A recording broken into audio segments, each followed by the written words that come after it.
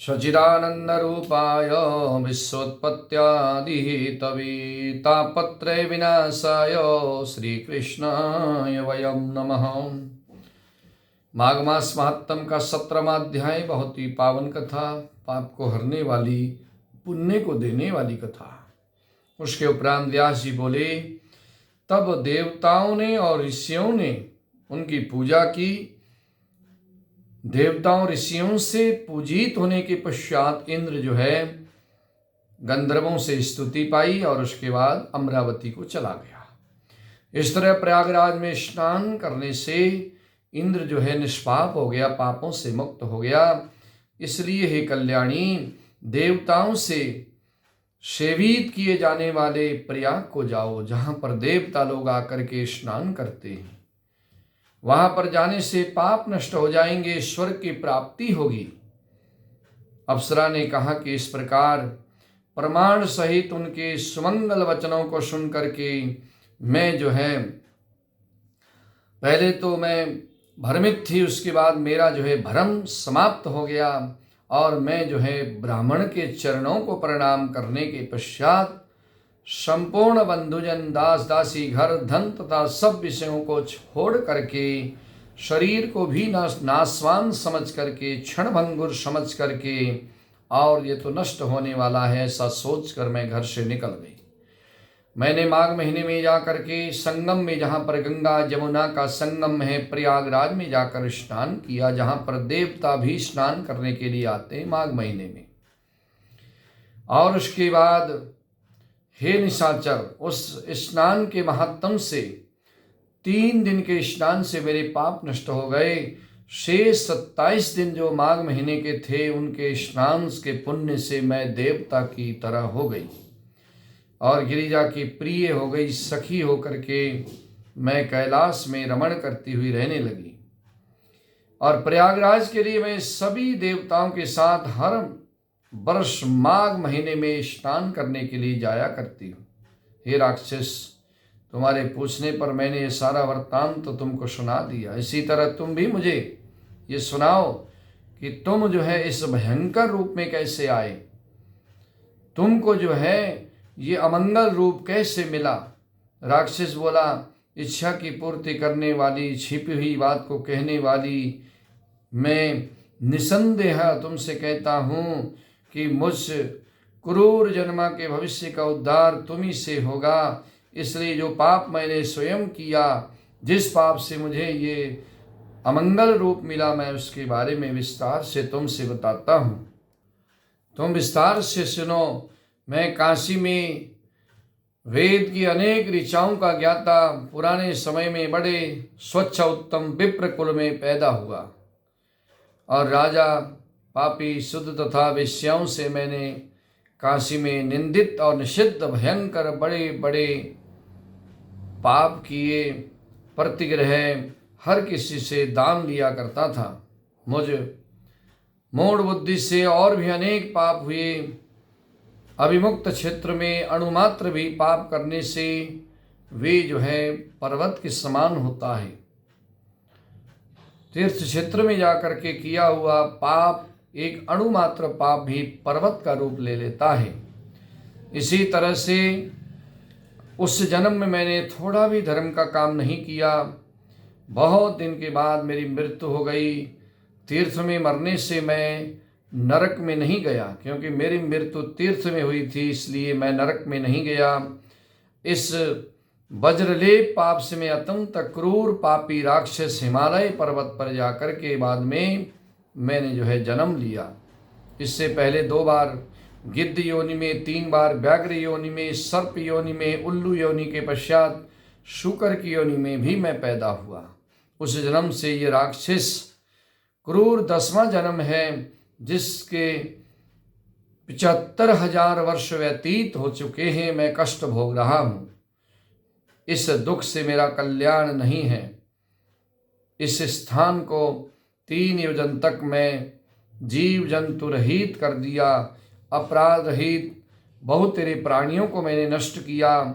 इन्हीं कार्यों से मेरा चित्त बराबर दहकता है। पाप के प्रभाव से मैं इस योनि में आया, फिर भी मैं पाप ही कर रहा हूँ। अब तुम्हारे दर्शन पाकर के मेरा चित्त कुछ शांत हुआ है। तुम्हारे दर्शन से मेरा कल्याण हो जाएगा। मैंने अपने दुख के सब कारण तुमसे बताए। इस दुख रूपी समुद्र से मैं अब कैसे पार हो जाऊं। उसके बाद दत्तात्रेय जी कहते हैं, ऐसा उनका वचन सुनकर चित्त में दया आकर के और धर्म कर्म में मन लगाकर कांचन मालिनी ने उस दैत्य से कहा कि हे राक्षस, मैंने दृढ़ प्रतिज्ञा कर ली, अवश्य ही तुम्हारी मुक्ति के लिए मैं कोशिश करूंगी, प्रयत्न करूंगी। मैंने बहुत माघ स्नान किए हैं तथा मैंने ब्रह्म क्षेत्र प्रयाग में श्रद्धापूर्वक जितनी बार भी माघ स्नान किया है उस धर्म की संख्या से हे राक्षस नहीं है, संख्या नहीं है कि मैंने कितनी बार किया, बहुत बार किया है। मुनियों ने दीन एवं दुखी लोगों को ही दान देने की प्रशंसा की है। इसलिए माघ महीने में एक बार स्नान करने का दृढ़ संकल्प हे मित्र शीघ्र ही पापों को नष्ट करने वाला है। अतः उस पुण्य को मैं तुम्हें देती हूँ। जो मैंने एक महीने भर माघ का स्नान किया, एक बार का फल तुम्हारे निमित्त मैं अर्पण कर देती हूँ। उसके प्रभाव से तुझे अभी स्वर्ग की प्राप्ति हो जाएगी। तब वस्त्र को निचोड़ करके उसमें से जल निकाला। जल को अपने कर कमल में हाथ में लेकर के उसने माघ स्नान के प्राप्त हुए पुण्य का फल उस राक्षस को दे दिया। अब वो पुण्य फल देते ही जब दे दिया तो हे राजन, माघ में स्नान करने के पवित्र प्रभाव को सुनो। उसको जब वो पुण्य फल दिया, उसी क्षण पुण्य प्राप्त करके उस राक्षस ने राक्षसी रूप छोड़ करके तेजोमय सूर्य के समान देवता के रूप में आ गया। आनंद से आँखों को फुला करके देवताओं के विमान पर बैठ करके आकाश मार्ग से अपनी कांति से 10 दिशाओं को प्रकाशित करता हुआ दिव्य रूप लेकर के सूर्य के समान चमकता हुआ उस कांचन मालिनी की प्रशंसा करने लगा। हे भद्रे, ईश्वर जानता है कि तुम्हारे इस उपकार से ही मेरा उद्धार हुआ है। मेरे ऊपर दया करके सब नीतियों से, पुण्य धर्म से करने वाली श्रेष्ठ शिक्षा मुझे आपने दी है, जिससे मैं भविष्य में कोई पाप न करूं। तुम्हारी आज्ञा पा करके इसको श्रवण करके मैं स्वर्ग में जाऊंगा। दत्तात्रेय जी कहते हैं, राजन, उसके मधुर वचन कहने पर कांचन मालिनी ने बड़े प्रेम पूर्वक उससे धर्म कहा। सदैव हिंसा का तुम त्याग करना और साधु सत्पुरुषों की सेवा करना, काम आदि शत्रुओं पर विजयी पाना और दूसरे के गुण दोषों का वर्णन छोड़ देना, किसी की निंदा मत करना, भगवान शिव और वासुदेव की हमेशा पूजन किया करना, देह अस्थि मांस और धीर में कभी गर्व नहीं करना, क्योंकि शरीर तो नाशवान है। नश्वर शरीर पर गर्व नहीं करना, पत्नी पुत्र आदि की ममता में पड़ करके पाप मत करना, संसार को दिन रात क्षण भंगुर समझना, वैराग्य भाव में मन लगाकर योगी बनना, शील युक्त होकर के राक्षस शरीर छोड़कर तथा देव शरीर धारण कर और तेजस्वी होकर के जल्दी ही स्वर्ग के सुख को तुम जाकर भोगो। इस धर्म पूर्ण उपदेश को सुन करके वे प्रसन्न चित्त होकर के राक्षस ने कहा, तुम नित्य प्रसन्न चित्त रहो, तुम्हारा सदैव कल्याण हो। सूर्य चंद्र के स्थिति काल तक तुम शिव के पास आनंद से रहो। हे उमा की सखी, तुम्हारा अखंड प्रेम उमा के साथ बना रहे। हे माता, तुम सदैव धर्मनिष्ठ और तपोनिष्ठ बनी रहो। तुम्हारे शरीर में कभी कोई दुख विपत्ति ना आए। दत्तात्रेय जी कहते हैं कि ऐसा कहकर और वे कांचन मालिनी को नमस्कार करके वे राक्षस शरीर को छोड़ करके देवता के जैसा शरीर धारण कर स्वर्ग को चला गया। तब सभी देवताओं ने खुश होकर के कांचन मालिनी को नमस्तक किया, उसके ऊपर पुष्पों की वर्षा की और इस तरह से, हे भद्रे, तुमने राक्षस का विचित्र उद्धार कर दिया। ऐसे पापी का तुमने अपने पुण्य प्रभाव से, अपने पुण्य कर्मों से उद्धार कर दिया। तुम धन्य हो।